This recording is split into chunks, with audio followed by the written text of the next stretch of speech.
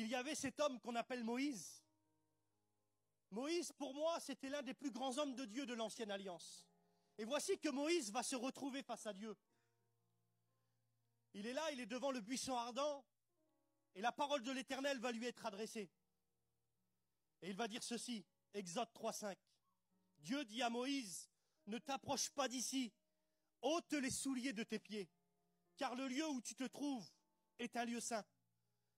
Ce geste nous démontre la sainteté de Dieu et l'incapacité de l'homme de pouvoir s'approcher de lui sans remplir certaines conditions.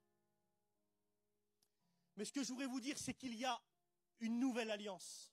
Et la nouvelle alliance, c'est l'œuvre de sa grâce. Et ça, c'est la manifestation de son amour.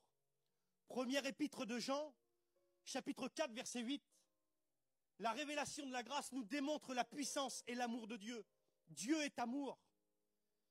Et si je pourrais vous partager un exemple dans la simplicité, où on voit la démonstration de l'amour de Dieu, on peut retrouver le Fils éloigné de Dieu.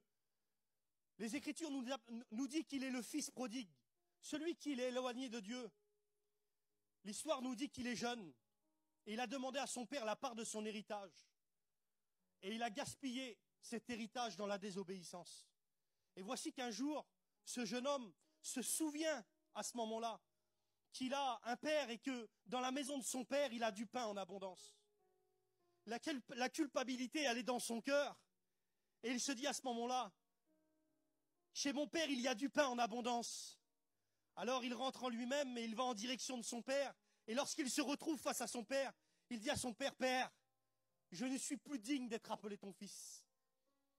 Mais si l'évangile est une puissance et que la puissance c'est la manifestation de sa grâce et de son amour, alors lorsque le fils va se retrouver devant le père, alors à ce moment-là, le père va vouloir comme le prendre dans ses bras et il va lui dire, le fils va dire, Père, je suis plus digne d'être appelé ton fils.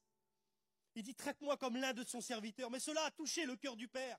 Parce que je voudrais vous dire que dans la grâce, nous ne sommes plus appelés à être des serviteurs seulement, mais des fils et des filles de Dieu. Alors qu'est-ce que va faire le père à ce moment-là? Il va lui dire, amenez-lui la plus belle des robes. Non pas une belle robe, mais la plus belle. D'une manière à dire, je vais te redonner ta dignité, ce que tu as perdu. Je vais te donner ce vêtement blanc en voulant te dire que je t'offre le salut par ta grâce. L'apôtre Paul l'a dit, il l'a répété à 2 fois.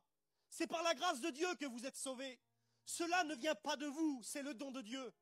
Là où la religion cherche à nous faire comprendre que nous sommes sauvés par nos œuvres, la manifestation de la grâce et de son amour nous prouve que c'est par grâce que nous sommes sauvés.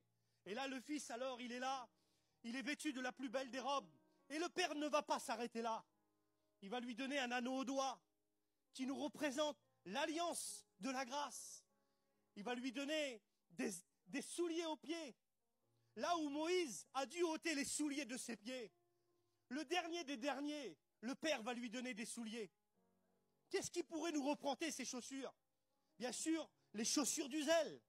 Mais ce que je voudrais te dire, c'est qu'à ce moment-là, ces chaussures nous représentent le zèle pour aller se blottir dans les bras de Dieu, dans les bras de son amour. Oui, c'est possible pour toi. Cela n'est pas réservé à une certaine catégorie d'hommes.